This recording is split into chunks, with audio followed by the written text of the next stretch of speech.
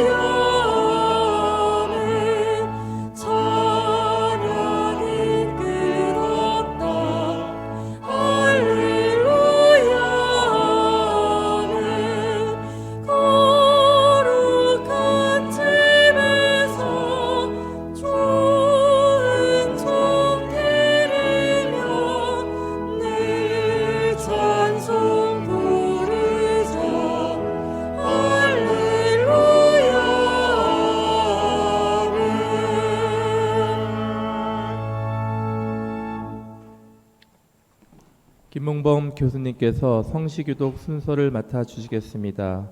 교독문 66번으로 성시교독 하시겠습니다.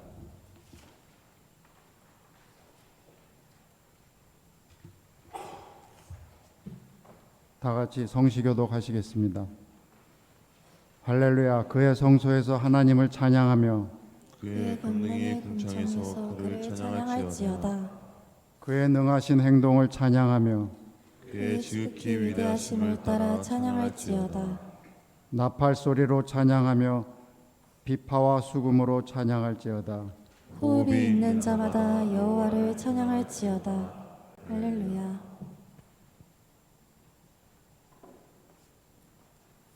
정태훈 교수님께서 대표기도 해주시겠습니다.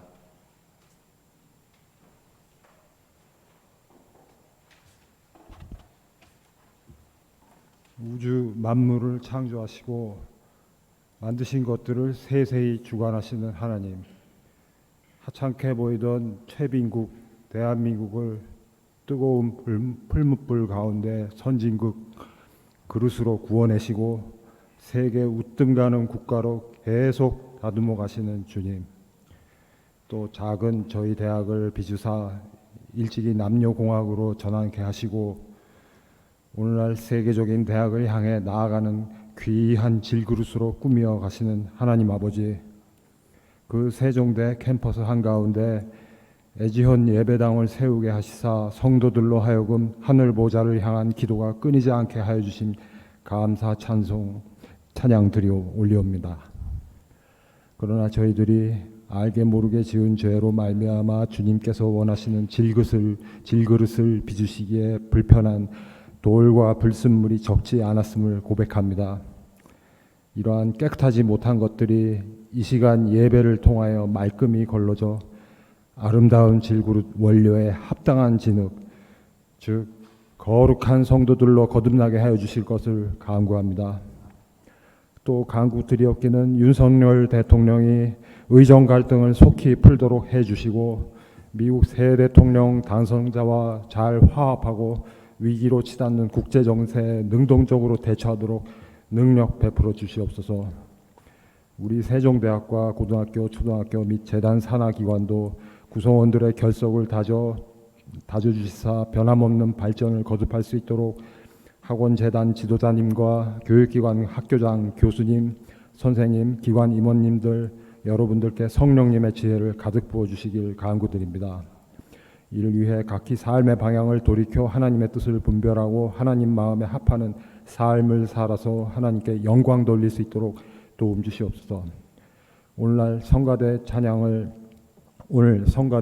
흠양하시고 애지원 교회를 위해 수고하시는 교목실장님, 목사님을 비롯 봉사를 맡으신 분들 그리고 성도님들과 그 가족 여러분들의 영육 간의 강건함과 풍성한 삶을 허락하시고 오늘 양승준 목사님 설교 메시지에 말씀의 역사가 있도록 하여 주시옵소서. 마지막으로 이 시간 미처 아뢰지 못한 기도도 수시로 기도드리고 기도 응답을 위한 깨우쳐 주심 속히 주실 줄 믿사오며 이 모든 간구 하나님 아버지께서 부여해 주신 영광된 이름 주 예수님의 이름으로 올려드리옵나이다. 아멘.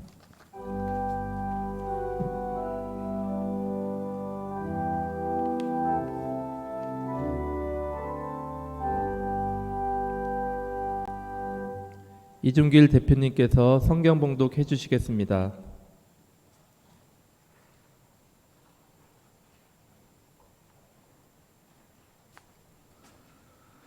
오늘 우리에게 주신 하나님의 말씀은 예레미야 18장 1절에서 11절까지의 말씀입니다.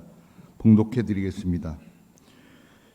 여호와께로부터 예레미야에게 인한 말씀에 이르시되 너는 일어나 토기장이의 집으로 내려가라. 내가 거기에서 내 말을 내게 들려주리라 하시기로 내가 토기장이의 집으로 내려가서 본즉 그가 농로로 일을 하는데 진흙으로 만든 그릇이 토기장이의 손에서 터짐에 그가 그것으로 자기 의견에 좋은 대로 다른 그릇을 만들더라. 그때에 여호와의 말씀이 내게 임하리라 이르시되 여호와의 말씀이니라. 이스라엘 족속아, 이 토기장이가 하는 것 같이 내가 능히 너희에게 행하지 못하겠느냐. 이스라엘 족속아, 진흙이 토기장이의 손에서 있음 같이 너희가 내 손에 있느니라. 내가 어느 민족이나 국가를 뽑거나 부수거나 멸하라 할 때에 만일 내가 말한 그 민족이 그의 악에서 돌이키면 내가 그에게 내리기로 생각하였던 재앙에 대하여 뜻을 돌이키겠고 내가 어느 민족이나 국가를 건설하거나 심으려 할 때에 만일 그들이 나 보기에 악한 것을 행하여 그 목소리를 청종하지 아니하면 내가 그에게 유익하게 하리라고 한 복에 대하여 뜻을 돌이키리라. 그러므로 이제 너는 유다 사람들과 예루살렘 주민들에게 말하여 이르기를 여호와의 말씀에 보라. 내가 너희에게 재앙을 내리며 계책을 세워 너희를 치려하노니 너희는 각기 악한 길에서 돌이키며 너희의 길과 행위를 아름답게 하라 하셨다 하라. 하늘연 성가대의 특별 찬양이 있겠습니다.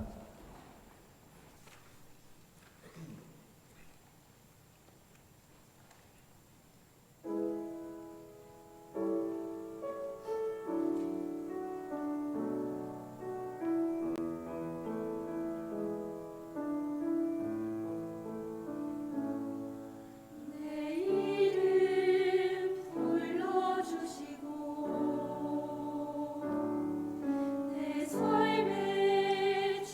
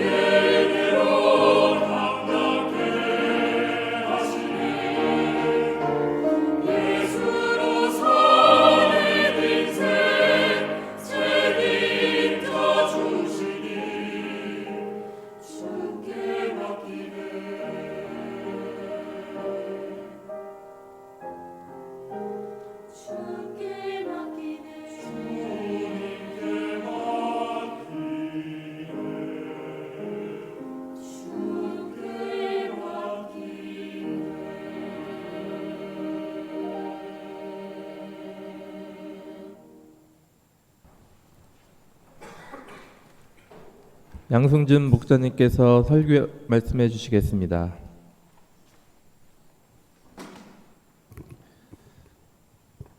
오늘이 24절기 중 벌써 20번째 소설이라는 절기입니다. 지속되는 폭염 이야기를 한 지가 엊그제 같은데 벌써 첫눈이 내리고 살얼음이 언다는 소설입니다. 살같이 빠르게 지나가는 이 시간과 세월에 하나님의 붙드심과 인도하심이 우리 애지원 교우들에게 넉넉히 임하시길 주의 이름으로 부탁을 드립니다. 토기장이 하나님이라는 제목으로 오늘 말씀의 은혜를 나눠보고자 합니다. 하나님과 우리 인간의 관계를 설명하기 위해서 성경은 여러 가지 비유를 사용하지요. 왕과 신하, 또 왕과 백성, 아버지의 자녀, 그런 관계에 비유하기도 하고 사랑하는 남녀 관계에 비유하기도 합니다. 또 목자와 양의 관계를 나타내기도 하지요.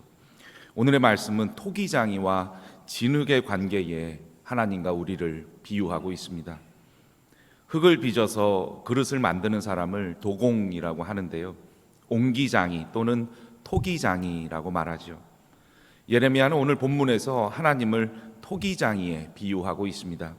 이스라엘 민족의 운명은 이 토기장이의 손에 있는 진흙처럼 하나님의 손안에 있다고 6절에 강조하면서 말씀하고 있죠. 기원전 7세기 이스라엘만 하더라도 토기장이의 집은 각 동네마다 일정하게 자리를 잡고 있었기 때문에 예레미야는 실제로 토기장이 집에서 토기가 어떻게 만들어지는지 보았습니다. 토기장이는 일종의 장인이었고요. 토기를 만드는 일은 일상생활을 유지하는 데 반드시 필요한 일이었지요. 토기장이 작업에 있어서 놓치지 말아야 할 중요한 것은 어느 누구라도 그저 진흙 항아리에 불과한 토기를 만들 수 없다는 것입니다.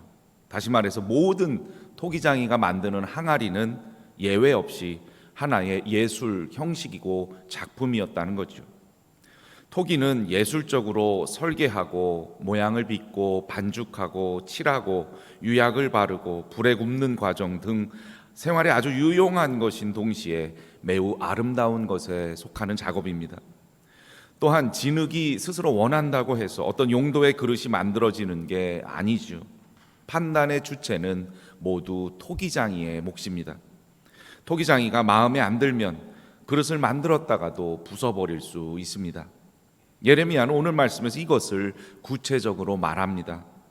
하나님이 민족이나 국가를 부수거나 멸하려고 생각하다가 그 민족이 악에서 돌이키면 재앙을 거두신다는 거죠. 거꾸로 어느 민족이나 국가를 건설하려고 하셨다가도 악한 것이 보이면 그 뜻을 거두신다는 말입니다. 토기장이의 작업을 좀 더 생각해 보겠습니다. 토기장이는 좋은 그릇을 만들기 위해서 우선 좋은 흙을 찾게 되지요. 아무리 좋은 작품을 만들고 싶어도 흙이 나쁘면 좋은 작품이 탄생될 수가 없습니다. 좋은 흙이라고 해서 물로 반죽하고 났더니 나쁜 것들이 포함되어 있다면 당연히 그것을 버리고 포기합니다. 그릇을 만들다가 중간에 부수기도 하고 불에 구워낸 다음에도 마음에 들지 않으면 부숴버립니다. 별로 기대하지 않았던 흙이 반죽을 할수록 좋은 흙으로 나타난다면 당연히 좋은 작품을 만들어내겠죠. 중요한 것은 흙이 토기장이의 눈에 맞는지 마음에 드는지 그것의 유무에 있습니다. 그래서 예레미야는 나보기에 악한 것을 행하거나 내 목소리를 청종하지 아니하면 원래 내릴 계획이었던 복을 거두겠다고 말하지요. 여기서 나는 물론 하나님입니다. 하나님은 토기장이가 중간에 계획을 바꾸어서 질그릇을 깨기도 하고 다시 좋은 그릇으로 만들듯이 이스라엘의 운명을 당신의 뜻대로 내린다는 것입니다. 사도 바울도 로마서에서 토기장이에 관한 이야기를 썼는데요. 토기장이가 진흙 한 덩이로 하나는 귀히 쓸 그릇을 하나는 천히 쓸 그릇을 만들 권한이 없느냐라고 로마서 9장 21절에 말씀합니다. 토기장이의 비유를 통해서 하나님의 주권, 하나님의 통치하심, 하나님의 절대성을 얘기하고 있는 거죠. 성경의 이런 가르침 앞에서 사람들은 여러 반응을 보입니다. 어떤 사람들은 이런 가르침을 진지하게 받아들이지 않습니다. 문명이 미개하던 옛날 사람들이나 하나님을 절대적인 존재로 생각했을지 모르지만 이제는 상황이 완전히 다르다고 말하죠. 지금은 하나님의 절대성보다는 인간의 절대성에 오히려 신뢰가 가는 형국입니다. 인간이 못할 것이 없을 정도죠. 급속도로 발전된 과학기술은 인공지능을 만들어내고 우주여행도 가능케 하며 인간의 무의식까지 통제하고 있습니다. 경제력과 군사력만 있으면 세계를 지배할 수도 있지요. 심지어 인간이 신의 영역을 차지했다는 의미로 호모 데우스라는 개념까지 등장하면서 인간의 미래는 순전히 인간의 손에 달려있는 듯 보입니다. 이런 상황에서 하나님을 토기장이와 같이 그리고 인간을 진흙이라고 하나님을 절대적인 존재로 생각하기가 쉽지는 않습니다.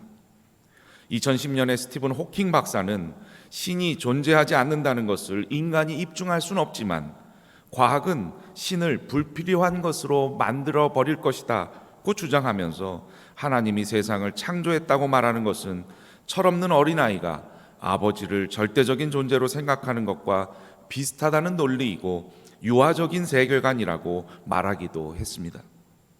이런 사람들의 비판에 일리가 있습니다. 기독교 신앙이 간혹 정신적으로 미숙한 사람들과 불안에 휩싸여 있거나 위안이 필요한 이들의 도피처처럼 생각되던 때도 있었고 지금도 그런 모습이 적지 않습니다. 마치 무속 종교를 생각 없이 받아들여서 기독교 신앙의 진리들에 대해 어렴풋한 아이디어를 갖고 생활하는 그런 모습이 아직도 만연하지요. 이런 분들에게 때때로 하나님은 폭군이나 옥황상제처럼 보일 때도 있습니다. 조금만 잘못을 해도 불호령을 내리시는 분이죠. 기독교 영성이 죄책감과 동일시되기도 합니다. 기독교의 신앙을 외로움이나 허무, 죽음에 대한 두려움이나 죄책감에서 벗어나고 싶어하는 종교적인 욕구와 일치시키는 거죠. 또 어떤 사람들은 하나님을 자기가 원하는 것을 들어주시는 도깨비 방망이나 알라딘 요술램프에 나오는 지니처럼 여길 때도 있습니다. 하나님은 자신들이 소유하고자 하는 물질, 권력 등을 지명하고 그것을 강력히 요청하면 무조건 들어주시는 분이라고 생각하지요. 그것이 성취되면 응답이 된 것이고 거액의 헌금으로 그 응답에 감사하라고 가르치기도 합니다. 이런 모습을 번영의 복음 혹은 번영신학이라고도 일컫습니다. 또 어떤 신자들은 영육 이원론에 빠져서 영적인 것만 중요하게 여기고 육적인 생활, 즉 자기의 삶을 내버려 두거나 혐오하기까지 하지요. 이런 미숙한 신앙에 대한 반성은 이미 오래전에 나왔습니다. 히틀러 제거 결사단체에 가입했다가 체포돼서 2차 세계대전이 끝나기 직전 처형당한 보네퍼 목사는 기독교 신앙이 이제는 성숙한 시대를 사는 사람들에게 성숙한 방식으로 대답해야 한다고 말했지요. 하나님을 철부지 아이들이 요청하는 것을 기계적으로 들어주시는 신으로 여기지 말라는 것입니다. 보네퍼의 이러한 주장은 옳습니다. 순전하다는 뜻의 어린이가 아니라 유치하고 미숙하다는 뜻의 어린아이의 세계관에 머물러 있으면 안 되겠지요. 그런데요, 그렇지만 우리가 성숙한 시대 역사 앞에서 성숙한 시대를 성숙한 자세로 책임 있게 판단하고 살아야 된다고 해서 하나님이 우리 운명을 결정하는 유일한 분이시라는 이 예레미야를 비롯한 성서 기자들의 일치된 가르침을 부정할 수는 없습니다. 그것의 근거가 과연 무엇일까요? 진흙과 토기장이의 비유에 대한 예레미야의 말을 다시 한번 생각해 봅니다. 토기장이는 농로 위에 진흙을 올려놓고 그릇을 빚습니다. 문제가 생기면 진흙을 모두 뭉개고 그 진흙으로 다른 그릇을 만듭니다. 진흙의 입장에서는 무엇이 문제인지 모릅니다. 언제 뭉개질지도 모르지요. 그 기준은 진흙에게 있는 게 아니라 온전히 토기장이에게 있습니다. 예레미야는 이 사실을 역사에서 발견했습니다. 이스라엘과 주변 여러 나라의 역사가 마치 토기장이의 손에 들린 진흙과 같다는 사실을 보았지요. 잘 나가다가 쉽게 뭉개지는 나라가 있습니다. 형편없던 나라가 강한 나라가 되는 것도 보았습니다. 인간의 계산에 따르면 강한 나라가 계속 강해져야 되고 약한 나라는 계속 늘 그래야만 합니다. 그런데 실제로 역사는 다르게 흘렀습니다. 그 역사에 인간이 계산해낼 수 없는 어떤 힘이 개입되었다는 의미지요. 그 어떤 힘이 바로 하나님이었습니다. 이건 그렇게 복잡한 문제가 아니라 세계와 역사를 바라보면 그대로 보이는 겁니다. 지난 인류의 역사에서 얼마나 많은 나라와 민족들이 나타났다가 없어졌는지요. 지금은 미국의 힘이 영원히 세계를 지배할 것 같지만 전혀 그렇지 않습니다. 대한민국이 30년 안에 G2 국가로 부상한다는 말이 심심찮게 들리면서 성장과 발전을 거듭하고 있지만 정신 차리고 더 열심히 하지 않으면 안 됩니다. 모든 나라가 농로 위에서 돌아가는 진흙과 같다는 말씀이죠. 제대로 잘 하지 않으면 어느 한순간에 뭉개지거나 부서질지 모릅니다. 우리들 개인의 운명도 비슷합니다. 계획적으로 인생을 살아가시겠지만 계획대로 되지 않는 것이 많을 때가 있습니다. 겉으로는 원하는 대학교에 가고 원하는 전공을 공부하고 원하는 직장에 들어가서 원하는 사람과 결혼하고 자녀들을 자기가 원하는 대로 키울 수 있는 것처럼 보일지 모르겠지만 근본적인 차원에서 우리의 운명이 우리 스스로 뜻대로 되지는 않습니다. 계획하지 않았던 사람들을 만나게 되고 뜻밖의 사건들을 겪게 되는 것이 바로 우리의 인생이죠.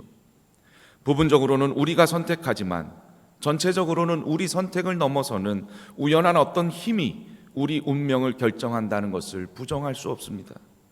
이런 것들을 결정하는 어떤 힘이 바로 하나님입니다. 그렇다면 하나님께서 우리 계획과 예상을 뛰어넘어 우리 운명을 결정하시는 절대적인 분이시라고 한다면 우리가 할 일은 아무것도 없는 겁니까? 라고 질문할 수 있습니다. 진흙인 우리를 하나님이 예술품으로 만들 날만 무조건 기다리기만 하면 되는 겁니까? 라고 항변할 수도 있지요. 이런 질문과 항변이 오늘 말씀의 핵심은 아닙니다. 예레미야는 지금 골방에 앉아서 신학적인 이론을 전개하는 게 아닙니다. 그는 실제 삶의 중심에 서 있고 역사의 소용돌이에 들어 있습니다. 그가 하는 말은 이론적인 사변적인 논쟁이 아니라 구체적인 삶의 문제에 기초하고 있는 거죠. 여기 연관된 문제를 알기 위해서 예레미야가 처한 삶의 자리, 시대적인 배경을 잠깐 살펴봅니다. 예레미야는 아시리아가 멸망하기 시작한 기원전 627년부터 유대가 바벨론에 의해서 멸망한 기원전 587년 10년까지 전체적으로 대략 40년 동안 예언 활동을 한 사람이죠. 그 시기는 격동의 시대였습니다. 부제국인 아시리아가 급속하게 몰락하고 신흥제국 바벨론이 힘을 뻗치고 있었습니다. 이런 국제 정세 속에서 유대 왕들은 자생의 길을 갖가지로 찾고 모색하고자 했지요. 대표적으로 요시야 왕이 개혁운동을 펼쳤지만 실패로 돌아갔습니다. 당시 귀족들도 그런 정책을 전적으로 지지했습니다. 하나님의 신탁을 전하는 예언자들도 이집트의 도움으로 바벨론에 대항합시다라는 그 정책을 지지했지요. 하나님이 유대를 지켜주실 거라는 낙관적인 예언들을 했습니다. 그러나 예레미야는 정반대의 예언을 하지요. 유대는 바벨론에 의해 무너져서 70년 동안 식민지가 될 거라 말합니다. 예레미야는 당시 힘을 갖고 있던 정치인들 그리고 다른 예언자들과 힘겨운 싸움을 홀로 해야만 했습니다. 왕과 백성들이 누구의 말에 더 귀를 기울였을지는 긴 설명이 필요 없겠죠. 사람들은 거짓말이라고 하더라도 모든 게 잘 될 거라는, 하나님 축복을 받을 거라는 그런 말에 솔깃하기 마련입니다. 어둡고 불편한 현실을 그대로 전하는 말에 귀를 막고 싶어 했지요. 아무도 예레미야의 말에 귀를 기울이지 않았습니다. 그래서 그는 완전히 외톨이가 되어서 감옥에 갇히기도 하고 어떤 때는 죽음 직전까지 몰린 적도 있지요. 예레미야의 눈에 유대의 멸망은 분명해 보였습니다. 그것이 그의 가슴을 도려내는 것 같아서 슬픔에 잠겨 예레미야 애가서를 기록하기도 했지요. 도대체 왜 이런 일들이 일어날 수밖에 없는지 궁금했습니다. 유대는 세상을 창조하신 하나님이 선택한 민족이죠. 그 하나님의 백성이, 선택된 민족이 지금 멸망의 길로 접어들고 있는 것입니다. 하나님은 진흙의 운명을 결정하는 토기장이와 같지요. 진흙인 유대는 뭉개질 운명에 처한 것입니다. 발버둥 친다고 해서 그 운명을 벗어날 수는 없습니다. 그런데도 유대 왕, 귀족들, 예언자, 백성들은 그 사실을 모르고 있습니다. 그들이 하나님 신앙을 모두 포기했다는 말은 아니지요. 그들은 여전히 성전에서 제사 드리고 있었고 제사장들도 많았으며 예레미야만이 아니라 수많은 예언자들도 활동하고 있었습니다. 전통적인 신앙 형식은 그대로 남아 있었습니다만 문제는 신앙의 본질이었습니다. 그들은 우상을 섬기듯이 제사를 지냈고 국제 정세의 위기는 외교력과 인간의 힘에 의지해서 풀어가려고만 했습니다. 즉 기복신앙과 정치공학적으로 문제를 헤쳐나가려고 한 거지요. 오늘날에도 이와 다를 것이 없습니다. 정확한 정세와 상황과 삶에 대한 냉철한 성찰과 판단 없이 오직 물질 만능주의와 꼼수 정치학이 세상을 지배하고 있는 것 같아 보입니다. 예레미야가 하나님께 제일 먼저 들었던 말씀은 내가 너를 모태에서 짓기도 전에 너를 선택하였다라는 1장 5절의 말씀이죠. 여기서 지었다라는 히브리어 동사는 야짜르라고 표현합니다. 하나님이 과거에는 예레미야 자신을 내가 모태에서 너를 선택했다는 야짜르로 빚으셨는데 이제는 그 이스라엘 백성을 빚으시고 계시다는 것을 전하고 있습니다. 하나님께서 빚으신다. 하나님께서 계획하시고 주조하시고 창조해 가신다는 이 야짜르는 진리에 대한 자신의 직접적인 경험을 담아 예레미야가 그 시대를 향해 이렇게 외친 것입니다. 나 주가 말한다. 내가 너희에게 내릴 재앙을 마련하고 있으며 너희를 칠 계획도 세우고 있다. 그러므로 너희는 어서 각자 자신의 사악한 길에서 돌이키고 너희의 행동과 행실을 고쳐라. 유대 나라가 토기장인 하나님이 좋은 그릇을 만드실 수 있는 좋은 진흙이 되어야 한다는 그런 말씀이죠. 인간이 할 수 있는 일은 거기까지입니다. 그릇을 만드는 일은 오직 하나님의 절대적인 주권이고 전권이라는 거죠. 하나님께 의해서 잘 지어질 수 있도록 쓸모있고 아름답게 빚어질 수 있도록 계획되고 빚어지고 창조되는 야짜르가 될 수 있도록 우리 인간이 할 수 있는 일, 또 해야 할 일은 악한 길에서 돌이키고 행동과 행실을 고쳐서 좋은 진흙이 되는 길밖에 없다는 거죠. 그러므로 하나님 손에 의해서 빚어지기를 소망하는 것도 중요하지만 먼저 빚어질 만한 좋은 진흙이 되는 것을 깊이 숙고해 보아야 할 것입니다. 사랑하고 존경하는 여러분, 하나님은 토기장이시고 우리는 진흙이라는 사실을 잊지 마시기 바랍니다. 빚어지기도 전에 뭉개질 수 있거나 아니면 용도와 아름다움이 분리된 어설픈 그릇으로 빚어질 수도 있습니다.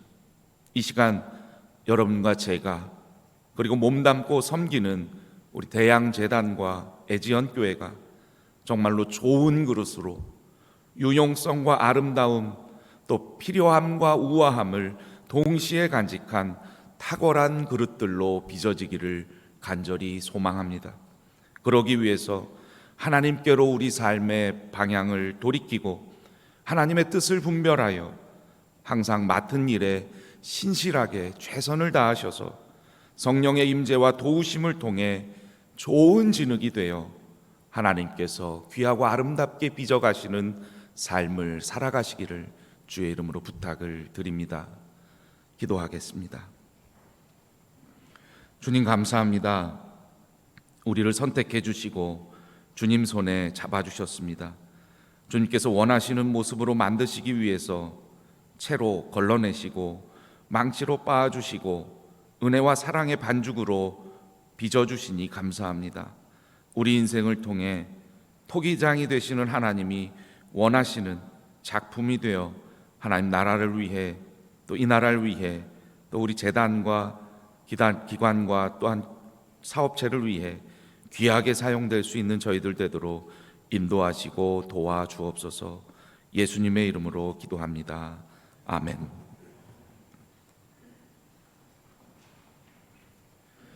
은혜의 말씀 감사합니다. 이 시간은 헌금 봉헌 및 헌금 기도 순서입니다. 지세연 하구의 특송 후 서정선 교장 선생님께서 드려진 예물 봉헌과 기도를 해주시겠습니다.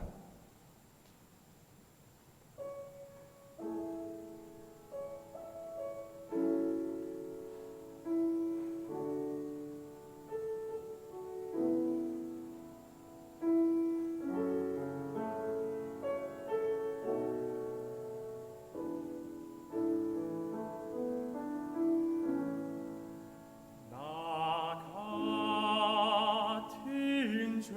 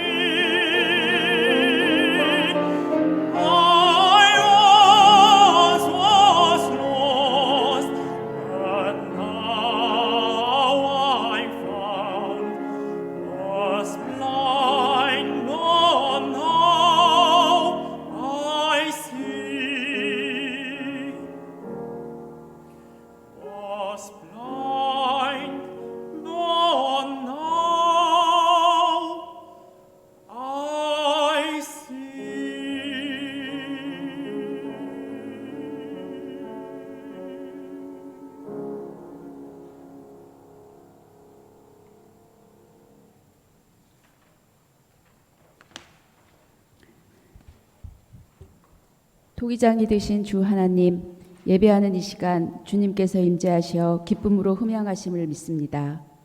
오늘 주신 말씀으로 깨닫는 영을 허락하여 주셔서 감사드립니다. 우리가 몸담고 섬기는 대양재단의 교육기관과 사업체가 하나님의 뜻과 방법대로 온전하고 아름답게 빚어지게 하옵소서. 이 시간 정성껏 준비한 예물을 주님께 올려드립니다. 나의 나된 것이 당연한 것이 아니라 오로지 주님의 은혜임을 고백하며 감사로 봉헌하는 예물이 되게 하여 주옵소서. 우리의 중심을 보시는 주님께서 더욱 큰 은혜로 채워주시고 예물이 쓰이는 곳곳마다 하나님의 나라가 확장되며 주님의 의와 나라를 구하며 전하는 데 사용되게 하옵소서. 모든 영광과 찬양을 주님께 드리오며 예수 그리스도의 이름으로 기도드리옵나이다. 아멘.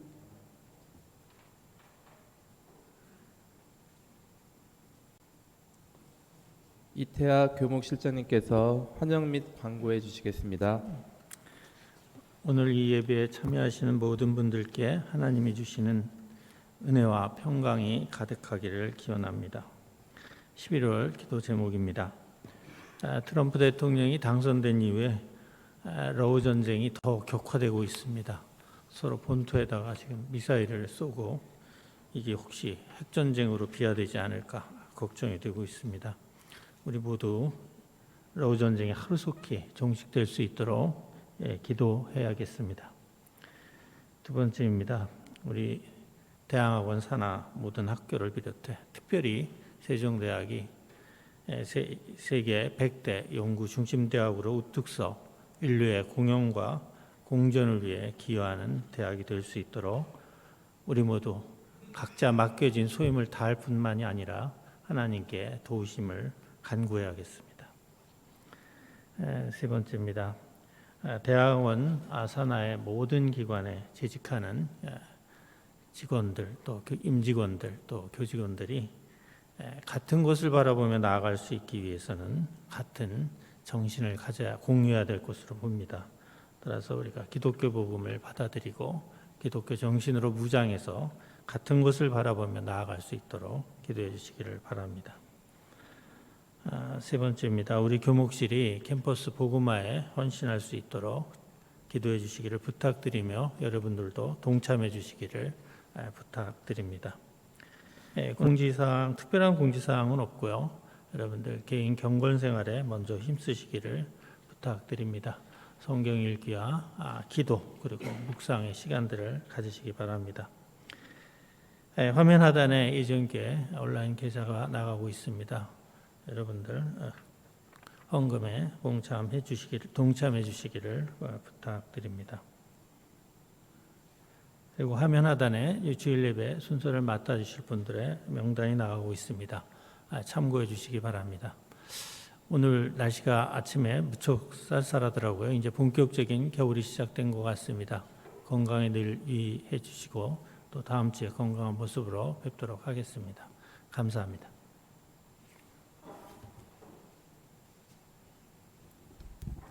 결단 찬송 310장을 부르시겠습니다.